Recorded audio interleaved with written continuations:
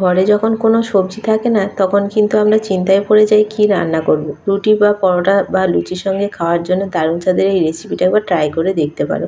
খেতে কিন্তু অসাধারণ হয়, দেখতে যেমন সুন্দর খেতেও কিন্তু ততটাই দুর্দান্ত হয়। নমস্কার বন্ধুরা, রিনাস কুকিং উইথ নেচারে আপনাদের সবাইকে স্বাগত। চলে এসেছি আজকের রেসিপি নিয়ে। আজকের রেসিপি আলু মটর শুকা বা শুকা আলু। এটা তোমরা জলখাবারেও বানিয়ে নিতে পারো বা অফিস বা স্কুলে বাচ্চাদের টিফিনেও কিন্তু বানিয়ে দিতে পারো। রুটি লুচি বা পরোটার সঙ্গে দারুণ স্বাদের এই রেসিপিটা কিন্তু অসাধারণ লাগবে খেতে। চলো তাহলে রেসিপিটা শুরু করা যাক। তার জন্য এখানে আলু নিয়েছি, আলুগুলো একটু বড় সাইজের এরকম চৌকো করে কেটে নিতে হবে।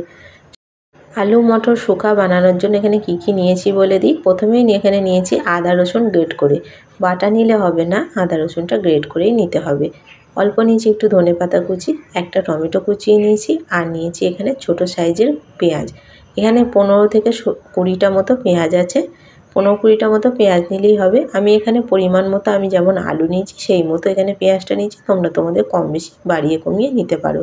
আর পেঁয়াজটা এরকম ছোট সাইজেরই নিতে হবে। সঙ্গে নিয়েছি এক মুঠো ফ্রেশ মটরশুঁটি আর কয়েকটা কাঁচা লঙ্কা চেরা।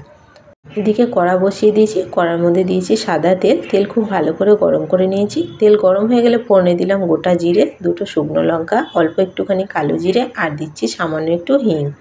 ফোড়নটা খুব ভালো করে ভেজে নিতে হবে।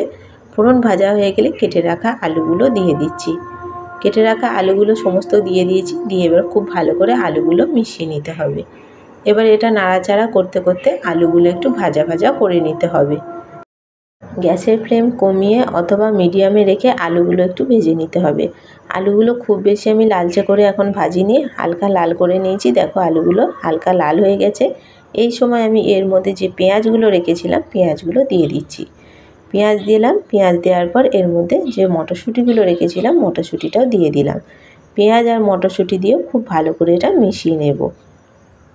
মিনিটখানেক সময় নিয়ে এটা একটু মিশিয়ে নিতে হবে। গ্যাসের ফ্লেমটা মিডিয়ামে করে দিয়ে এটা এবার ঢাকা দিয়ে দেব। 15 থেকে 20 সেকেন্ড মতো ঢাকা দিয়ে রেখে দেবো। গ্যাসের ফ্লেমটা মিডিয়ামে করে দিতে হবে, নাহলে কিন্তু এটা তলায় লেগে যেতে পারে। অপরদিকে একটা মশলা তৈরি করে নেব। তার জন্য একটা বাটি নিয়েছি, বাটির মধ্যে 1/2 চামচ দিলাম জিরের গুঁড়ো, 1/2 চামচ ধনের গুঁড়ো, অল্প দিলাম হলুদ গুঁড়ো, আর দিলাম কালারের জন্য একটুখানি কাশ্মীরি লঙ্কার গুঁড়ো। তোমরা চাইলে এর মধ্যে সবজি মশলাও অ্যাড করতে পারো অথবা ঝালের জন্য ঝাল লঙ্কার গুঁড়োও অ্যাড করতে পারো। সমস্ত মশলাটা খুব ভালো করে জল দিয়ে একটা পেস্ট তৈরি করে নিয়েছি। এদিকে ঢাকাটাও একবার খুলে নিলাম, খুলে এটা একটু নাড়াচাড়া করে নেব। দেখো তলার দিক দিয়ে ভালো করে নাড়াচাড়া করে নিতে হবে যেন তলায় না লেগে যায়, সেদিকে খেয়াল রাখতে হবে। আলুগুলো এইভাবে করেই ভেজে নিতে হবে। এবার এর মধ্যে দিয়ে দিলাম কাঁচা লঙ্কা চেরা। ঝালটা তোমরা তোমাদের পছন্দ মতো দিয়ে নেবে। আর দিলাম আদা রসুন গ্রেট করা। আদা রসুন আর কাঁচা লঙ্কা দিয়েও খুব ভালো করে একটু মিশিয়ে নেব। এতে করে ভাজা ভাজাও হয়ে যাবে, তাতে করে আলুগুলো দেখো নরমও হয়ে যাবে। আর এটা গ্যাসের ফ্লেম কমিয়ে আর বাড়িয়ে এইভাবে করেই ভেজে নিতে হবে। আবারও একটু ঢাকা দিয়ে দিলাম, ঢাকা দিয়ে ঢাকা খুলে এইভাবে করে আলুগুলোকে একটু ভেজে নিতে হবে। এর মধ্যে কোনো জল ব্যবহার করা যাবে না। গ্যাস কমিয়ে বা বাড়িয়ে ঢাকা দিয়ে ঢাকা খুলে কিন্তু আলুগুলো ভাজা ভাজা করে নিয়েছি।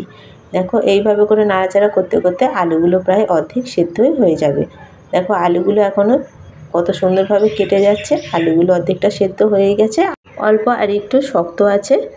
আমি আগে থেকে নুন দিইনি, নুন দেওয়ার কারণে কিন্তু আলু পেঁয়াজ থেকে জল ছাড়তো, তখন কিন্তু আর আলুগুলো ভালোভাবে ভাজা যেত না।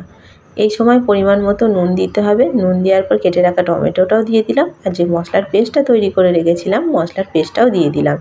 সমস্ত কিছু একসঙ্গে খুব ভালো করে এবার মিশিয়ে নিতে হবে। ঘরে যখন সবজি থাকবে না এই রেসিপিটা একবার ট্রাই করে দেখতে পারো। খেতে কিন্তু অসাধারণ লাগে। রুটি লুচি পরোটা অথবা ভাতের সঙ্গেও পরিবেশন করতে পারো, দারুণ লাগবে খেতে। আর ছোটো থেকে বড় সবার পছন্দ হবে।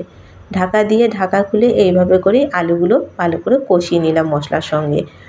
এতে করে আলুগুলো দেখো নরম হয়ে যাবে, কিন্তু আলুগুলো একটাও গলে যাবে না, সেদিকে খেয়াল রাখতে হবে। আমার রেসিপিগুলো তোমাদের কেমন লাগে কমেন্ট করে জানিও। ভালো লাগলে একটা লাইক শেয়ার করে দিও। দেখো আলুগুলো খুব ভালোভাবে সেদ্ধ হয়ে গেছে। সমস্ত কিছু খুব ভালো করে মিশিয়ে নিয়েছি। আলু শুকা তো প্রায় পরিবেশনের জন্য একদম রেডি হয়েই গেছে। নামানোর আগে অল্প দিলাম একটুখানি ধনেপাতা কুচি। ধনেপাতাটা দিয়ে খুব ভালো করে এটা একটু মিশিয়ে নেব, তাহলেই কিন্তু গরম গরম আলু শুকা পরিবেশনের জন্য একদম রেডি হয়ে যাবে।